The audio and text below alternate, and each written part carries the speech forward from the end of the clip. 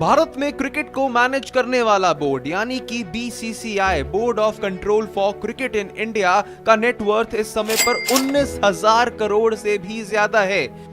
अब आप सब ये चीज जरूर सोच रहे होंगे कि आखिरकार बीसीसीआई ने इतने पैसे कमाए कैसे, जबकि बीसीसीआई को सरकार के किसी फंड से बैक भी नहीं किया जाता है। तो साल दर साल कैसे बीसीसीआई की संपत्ति और तिजोरी में 19,000 करोड़ रुपए से ज्यादा बन चुके हैं, उसकी सारी जानकारी आपको देंगे। लेकिन उससे पहले अगर जरा इतिहास के पन्नों में थोड़ा सा पीछे जाएं कि आखिरकार बीसीसीआई की शुरुआत हुई कैसे थी, तो ये बात शुरू होती है 1721 से, जब पहली बार क्रिकेट भारत के अंदर आया था। अंग्रेजी लोग क्रिकेट के खेल को भारत में लेकर आए थे, लेकिन शायद ये तब नहीं जानते थे कि उनका क्रिकेट का खेल भारत का खेल ऐसा बन जाएगा कि पूरी दुनिया की क्रिकेट के ऊपर आज भारत का ही राज होगा। भारत के अंदर सबसे पहला हुआ रिकॉर्डेड मुकाबला खेला गया था 1751 के अंदर, जहां पर वो मुकाबला ब्रिटिश आर्मी और इंग्लिश सेटलर्स के बीच में खेला गया था। इसके बाद साल दर साल बीतते गए, दशक बीतते गए और भारत के विभिन्न शहरों के अंदर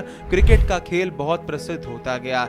दिल्ली, कोलकाता, बेंगलुरु, मद्रास, ऐसे सभी तमाम शहरों में क्रिकेट की छोटी छोटी एसोसिएशंस बन गईं। फिर उसके बाद देखते ही देखते 200 साल बीत गए और भारत की इन छोटी छोटी सिटी क्रिकेट एसोसिएशंस के बीच में अलग अलग कारणों से विवाद होने लगे। और उसके बाद इन्हीं सभी विवादों को सुलझाने के लिए दिल्ली के अंदर 10 दिसंबर 1927 को एक मीटिंग रखी गई। इस मीटिंग के अंदर तमाम मुद्दों के ऊपर बात हुई और आखिरकार इस मीटिंग का नतीजा यह निकला कि वहां से एक गठन होता है एक संस्थान का, जिसका नाम होता है BCCI, board of control for cricket in India. अब इसके बाद आ जाते हैं आज प्रेजेंट 2024 में। 2024 के अंदर हम सब ने क्या देखा है कि बीसीसीआई का शेयर इतना ज्यादा है आईसीसी के अंदर कि आईसीसी की तकरीबन 40% कमाई का हिस्सा भारतीय क्रिकेट को आता है। लेकिन सिर्फ एक इसी कमाई के साधन से बीसीसीआई ने अपनी संपत्ति 19,000 करोड़ की नहीं बना ली है। आखिरकार कहां से करती है बीसीसीआई अपनी सारी कमाई और हर एक साधन से कितनी कमाई करता है बीसीसीआई, सारी जानकारी आपको देंगे। बीसीसीआई की कमाई का पहला और सबसे बड़ा हिस्सा आता है मीडिया और स्पॉन्सरशिप राइट से। जो भी मुकाबले भारत के अंदर होते हैं, भारत में होने वाले मुकाबलों के लिए बीसीसीआई ने टीवी और डिजिटल प्लेटफॉर्म पर अपने जो राइट्स बेचे थे 2018 से 2023 के लिए, वो राइट्स थे स्टार प्लेटफॉर्म के पास, जिसके लिए स्टार प्लेटफॉर्म ने बीसीसीआई को 6,138 करोड़ रुपए की राशि दी थी।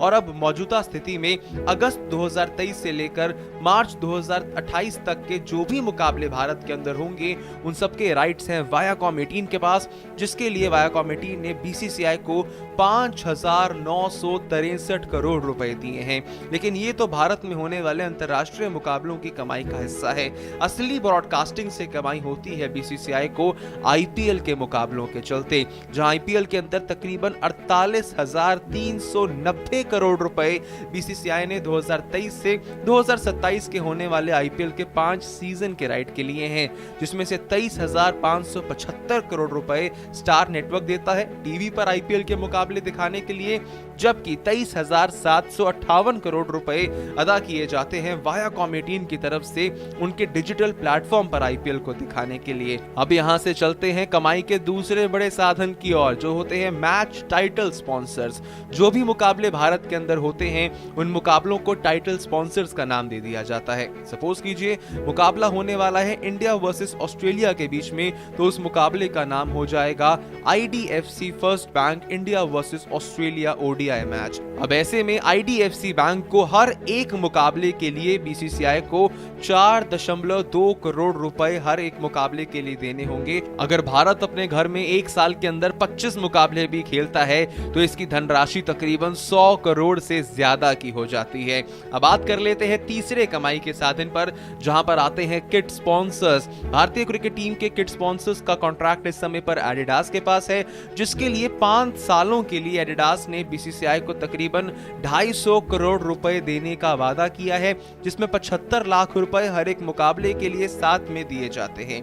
अब इसके बाद आते हैं जर्सी स्पॉन्सर्स के ऊपर। अब भारतीय क्रिकेट टीम के जर्सी स्पॉन्सर्स 2023 से लेकर 2027 के लिए हैं ड्रीम 11, जिसके लिए ड्रीम 11 का नाम जो होगा वो इंडियन क्रिकेट टीम की हर एक जर्सी के बिल्कुल बीचों बीच लिखा होगा, जिसके लिए 358 करोड़ रुपए बीसीसीआई को मिले हैं ड्रीम 11 की तरफ से।